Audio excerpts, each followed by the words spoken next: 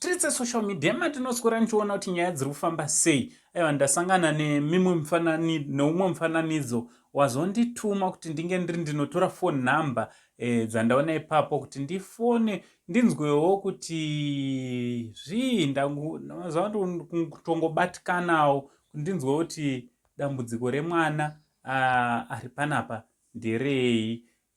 Vazukuru teereraika, dzimwe dzenguva unogona kupa padiki uchifunga kuti padiki, but kumunhu waunenge wapa panenge pakatokura zvisingaiti. Handiti so uchiteerera kana uri munyowani paSaint TV mukana uchiripo kuti udi kusubscribe wotena on notification bell kuitira kuti pega pega patinouploada mavideos, pega pega patinowinza nyaya dzichipisa, you will be notified. Ndichitoti kuti zviri kudii kwese kwamuri vazukuru vasekuru Saint.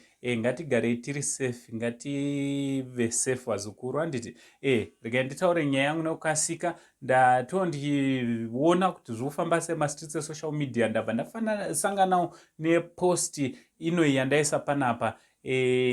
Ndabatikana vazukuru, ndabatikana. Ndikati regai ndishare nemhuri yeSaint TV kuti hatigoni here kuti tinge tiri tinoendawo paground tinoona kuti mwana akaita sei uyezve tingabatsirawo sei.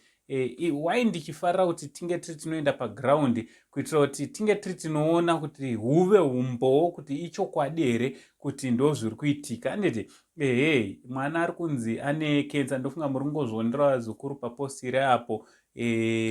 Ndatozofondera mai vake ndikataura namai vachona, vakati vari kubhuhera. Handiti vari kubhuhera pamwe chete nemwana, vari kutotambudzika kutoshayiwa kuti vobata papi, voita sei nemwana, especially necondition yainayo.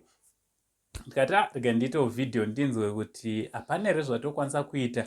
Kune varipo here vanoti aiwa sekuru handei kubhuhera tinoonawo mwana tiri paground, toona kuti zveshuwa mwana ane condition yainayo, toona kuti tinokwanisa kubatsirawo sei. Vazukuru makasununguka kuti kana muchida kupatana nesu kuti tiende kubhuhera tinoona mwana, nhamba ndo dziri pascreen idzodzi. Munotibata paWhatsApp, munotifonera totaurirana kuti toronga kuti tingafambe sei. Handiti chawira umwe vazukuru, chawira tese. Dambudziko reumwe nderedu, and a problem shared is a problem half solved. Handiti so vauya nedambudziko ndatovafondera mai vemwana vachitoratidza kuti vari kubatikana. Hande tinotaura nawo comment section, vanokwanisa kutibata, vanoda kuti tibatsirane timhanye, makasununguka. From Uncle Saint, the only Zimbabwean uncle, tichiti much love.